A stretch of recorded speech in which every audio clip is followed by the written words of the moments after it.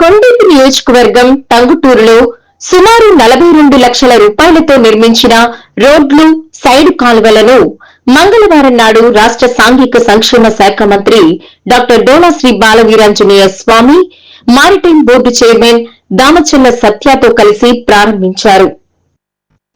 ఈ సందర్భంగా ఆయన మాట్లాడుతూ ప్రతి కుటుంబం సంతోషంగా ఉండాలని అనేక సంక్షేమ పథకాలు, అభివృద్ధి కార్యక్రమాలు చేస్తున్నామని తెలిపారు.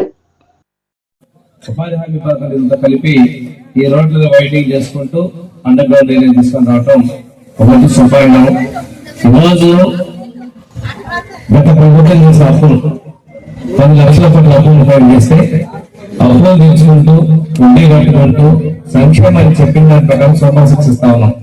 అందులో ప్రధానంగా ఎన్టీఆర్ భరోసా మొదటి ఎన్నికల ముందు నుంచి ఇస్తాను 7,000తో మొదలు పెట్టి ఈ సూపర్ సిక్స్ ని మనం తీసుకోవడం జరిగింది. దీపం 2 కింద 3 గ్యాస్ సిలిండర్ ఉచితంగా జరుగుతా ఉంది.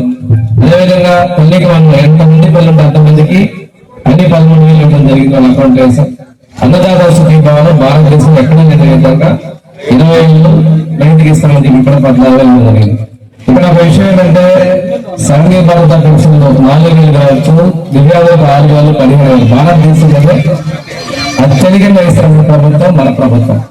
అంతేకాకుండా అన్నదాత వసతి కూడా భారతదేశ కేంద్ర ప్రభుత్వం 6,000కి అదనంగా కలిపి భారతదేశంలో ఎక్కువ మొత్తం రైతులకు అందిస్తున్న ప్రభుత్వం కూడా మన ప్రభుత్వం. ఇప్పుడు ఉచితంగా బస్ పాస్ కూడా మహిళా శక్తి బస్ కూడా అన్ని వర్గాల మహిళలకు ఇచ్చారు.